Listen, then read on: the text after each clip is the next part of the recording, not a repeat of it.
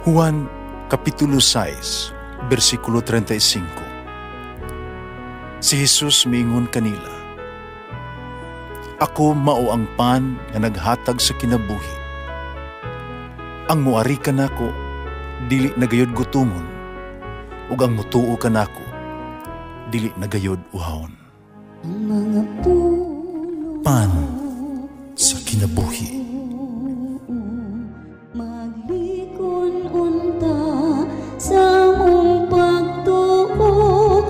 Gagakakabi sa pagtuman sa imong mahal nga kasuguan. Ginoon na kaninyo. Santos Ebanghelyo sumala ni San Marcos. Ibalik sa Jesus sa sinagoga, dito'y tao nga duy kuyos nga kamot. May tao usab dito nga naniid pag-ayo kung ayuhon ba niya sa Jesus ang tao sa adlaw ipapahulay. Doon na sila ikasumbong bato kaniya. Si Jesus miingon sa tao nga kuyos ug kamot. Dool nga rin sa tubangan. Nga iyang gipangutana ang mga tao. Sabay gitugod sa itong balaod nga angayong buhaton sa adlaw ipapahulay. Pagtabang ba o pagdaot? Pagluwas mas kinabuhi sa tao o pagpatay? Nawala sila mutubag tungod ni ini naglagot sa Jesus samtang nagtanaw kanila. Panasubo usab siya tungod sa ilang pagkasayop sa pagkagahig ulo. Unya iyang giingnan ang tao, ituyod ang imong kamot. Ituyod sa tao ang iyang kamot, unaayo kini. Busa ng gula sa sinagoga ang mga Fariseo, na nagkikita dayon sa mga sakop sa pundok sa mga Herodes, ug ilang gilaraw ang pagpatay kan Jesus. Ang Ebanghelyo sa Ginoo. Pasalamati ang Ginoo kay siya maayo, ang iyang gugma mulungtad hangtod sa kahangturan. Pasalamati ang Diyos sa tanang mga Diyos, ang iyang gugma malungtaron. Pasalamati ang Ginoo sa mga Ginoo, ang iyang gugma balungtaron.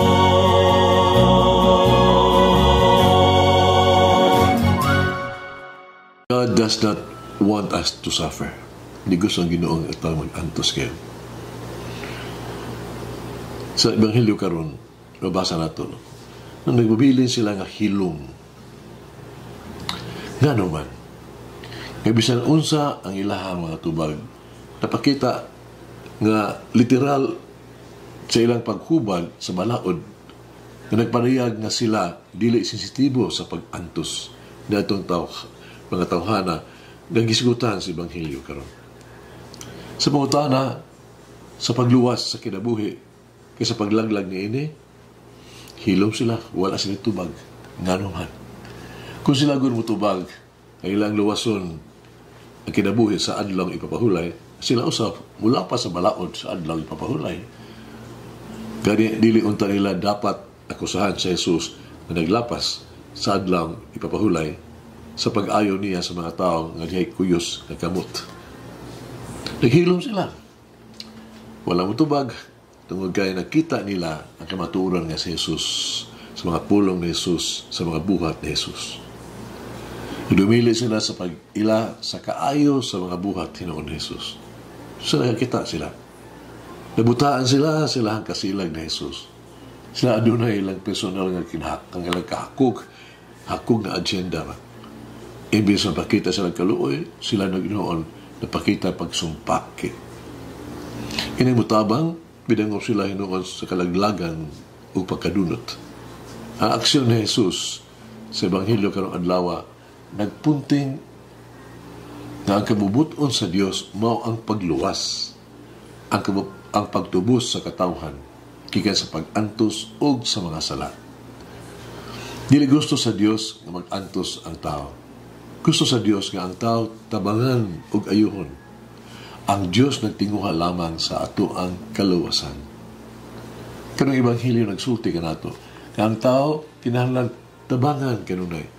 Kung dili ingong ipospone ang itong pagtabang kanila. Ang kaluwasan sa mga tao, labaw sa tanan ng mga lagda o relasyon. Kung sila angay isakripisyo ang mga tao tungod lang sa mga sistema o struktura. Dili angay.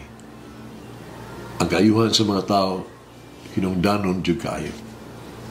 Mas importante kini kasi seremonyas.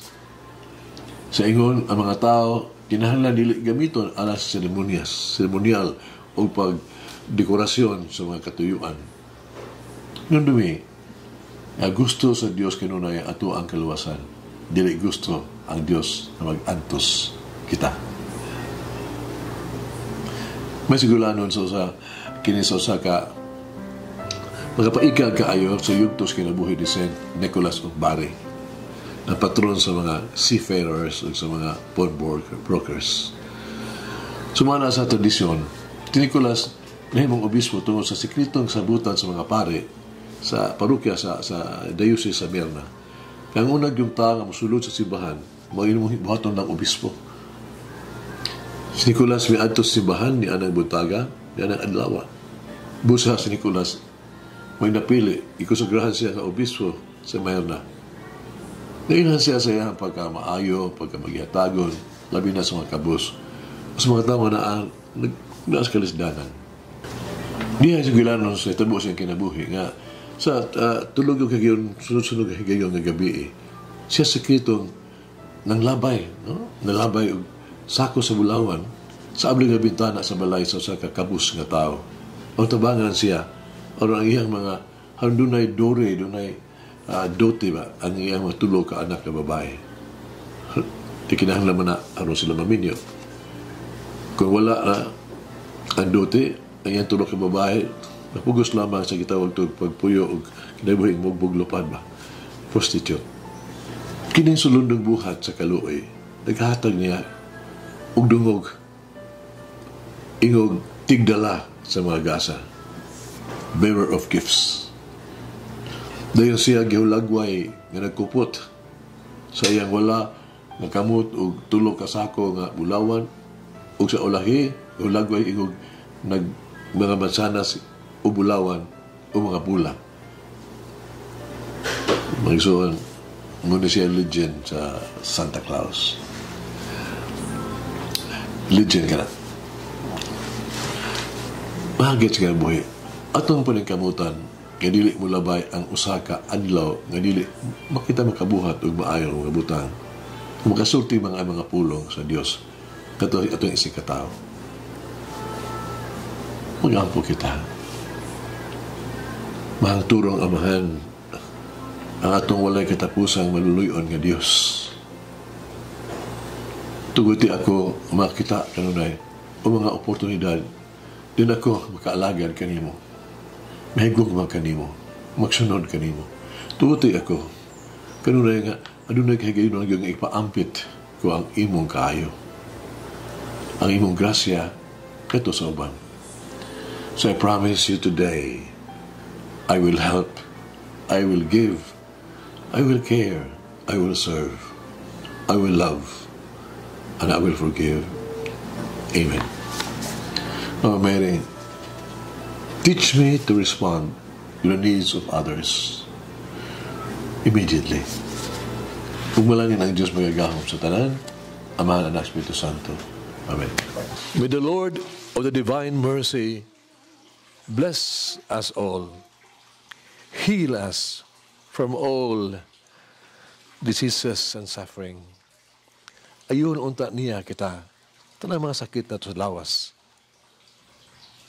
o sa kalag, body and soul.